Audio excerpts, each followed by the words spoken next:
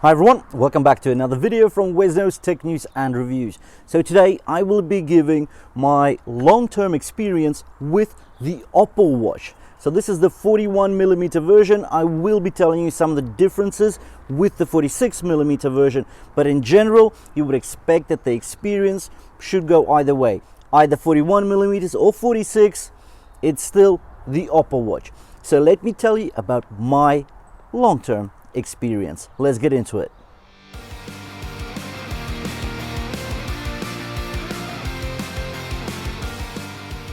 Right, so before we get into the nitty-gritty, before we get into the details about my personal experience with this watch, and this is me wearing it for about 2.5 weeks now. So I've been taking it to sports. I've actually done a couple of videos in regards to GPS accuracy as well as heart rate accuracy, and the benchmark to the heart rate accuracy was a Polar H10 ECG chest strap, and we found that this watch is not bad. Also, we did a sleep accuracy test with the Oppo Watch, and also the results weren't bad, but they weren't excellent.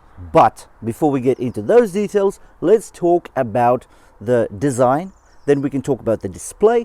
Then we'll talk about the special features and functions. We'll talk about some of the cons, and then the experience. But then you will know why I'm actually having those experiences. Right, let's start with the design. So this is pretty much a square watch, right? So it's rectangular, almost squarish, and you do get it in two sizes, either the 41mm diagonal or 46mm. Is it large enough? I think the 41mm is large enough. Now diagonally, the 41mm version is 1.6 inches or just above that, so it is rather a large screen.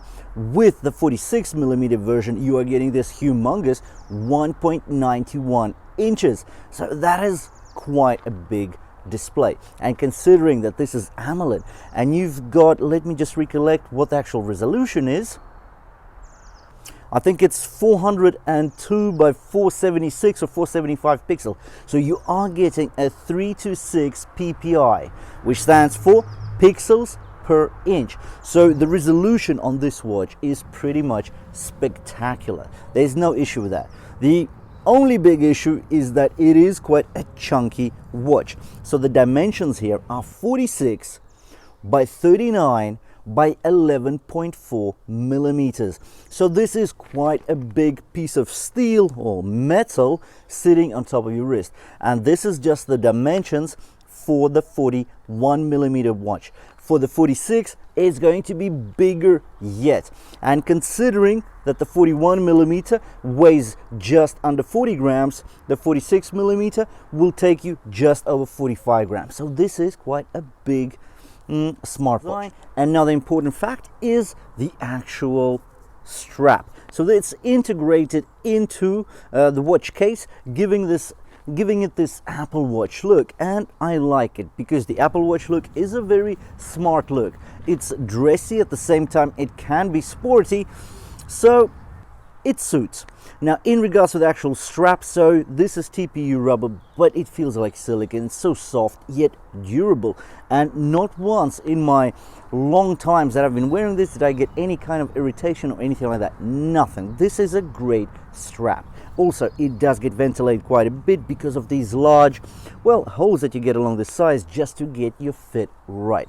So if I were you, I'd just stick to the strap you actually get with the watch because it is high quality. What I maybe do find strange about the strap, even though the quality is high, it's just a basic clip and clasp, and I find that slightly annoying because this is such a great strap, but I don't know, it just feels like it's a but it just looks like it's a strap from some cheap tracker. And this is not a cheap watch, not cheap by any counts or means.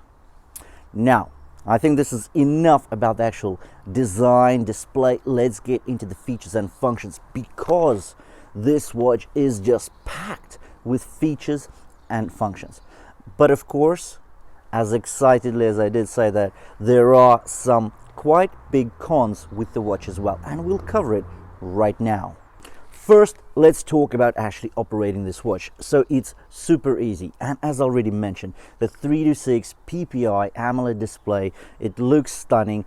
But it's not just that, it's the actual glass on top of the display. So this is 3D Gorilla Glass, meaning that it's a slab of glass that's actually, well, quite hard. So it is scratch and fall resistant, well, to some extent at least. And then of course it is curved around the edges, so that does give it that quality, that nice look. But it's not just that, it's the actual top of it. It's just so nice to put your finger. It's just like following a nice smartphone, a premium smartphone. So you know that feel when you glide your finger over the top, it just feels right. It feels premium quality.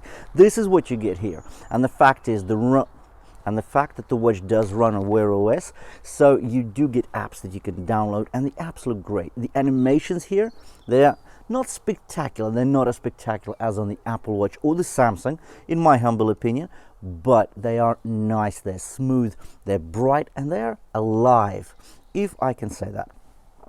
Now, there are a lot of functionality options with this watch, right? You get auto brightness, you get inbuilt GPS, you get a whole load of sport modes.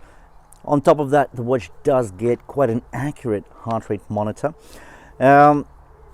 As I've mentioned, lots of sport modes on here. It calculates your stress. It's got a microphone, so you can record your notes right onto the watch. You can pick up calls off your watch. You also get an LTE version here. This is just the Wi-Fi version. Now, the watch, very techy. Now, people that do sort of compare it with the Apple Watch, I would say the Apple Watch is a bit more technologically advanced. But considering I tried using this watch with my Apple iPhone 12, as well as my Samsung S20, that you can do that with this watch. With the Apple Watch, if you don't have an Apple iPhone, that's it. You can't use the Apple Watch. So big restriction there to the brand of phone you actually use, not with the Oppo Watch. Now let's get onto some of the other features and functions which make this watch extra awesome to own. Now, as we mentioned, this watch has inbuilt GPS, right? So it's got your Galileo, it's got your GLONASS, it's got your GPS. That is great. So it does give you a lot of coverage and quite good accuracy. But this watch also has internal storage, 8 GB and I think up to 16 GB. Now this version here has 8 GB of internal storage and 1 GB of RAM, so it does make that running of the watch really quick. But what 8 GB of ROM give you, this actual internal memory, is that when I go, let's say, on my cycles, on my runs, I can really step away from using my smartphone. I don't need it with me because I've got the media, let's say some podcast or some music playing from my watch, and at the same time it's got the GPS to track me on my runs, on my cycles. So this is the real deal. So everything so far sounded absolutely amazing. So brand new, I think you can get on Amazon, amazon.co.uk for about £200 now, and about $200, $250 or euro, depending on wherever you are in the world. I also had a look in secondhand shops, so you can get this in B grade, so it's not scratched, but it's not brand new, for as low as 80 quid, well, up to about 100 quid. So I'd be expecting it to cost as much in dollars and euros, so about half price. But of course it's not new. Now this goes back to the video that I recorded recently in regards to saving a bit of dosh and getting yourself a used smartwatch, sport watch, fitness tracker, and so forth. This, by the way, is a new item that I got off amazon.co.uk. So let's talk about the cons.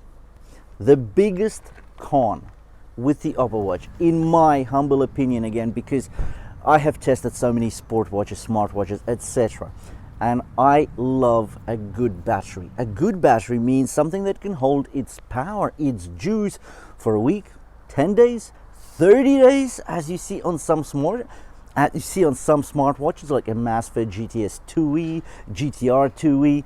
So those smartwatches just keep on going. They're not fitness trackers, they're smartwatches with full features. Now, you do get amazing sport watches and smartwatches like the Phoenix series from Garmin. They can go on and on and on. Even though there's a lot of graphics here, I get it. But having a battery that doesn't last 2 days, and what if you're out and about, what if you're hiking, you're camping, and you don't have any way to charge your watch, it dies. right? Everybody talks about, oh, I can send an SOS signal from my watch. Well, yeah, you can, just like from the Apple Watch. But what if your battery died in less than a day or just over a day? What do? It's got maps, it can show you where to go or how to get back from somewhere. But if it died, there's no power, you're lost, you've got nowhere to charge it. What do? Nothing. Zilch. So the biggest con with this watch is its lack of a strong long-term battery. That's the strongest weakness in my eyes. And if we talk about price, I think you can do better with even something like the Samsung Galaxy Watch 4. So even though the Samsung Galaxy Watch 4 did say that while it's only available to work with the Samsung smartphone, well, I've got a Samsung, but I've heard other people claim that you can run it on other Android phones as well. So I think that one has much more functionality. It's got a slightly longer battery life. You can actually stretch it just beyond 2 days. Not with this one.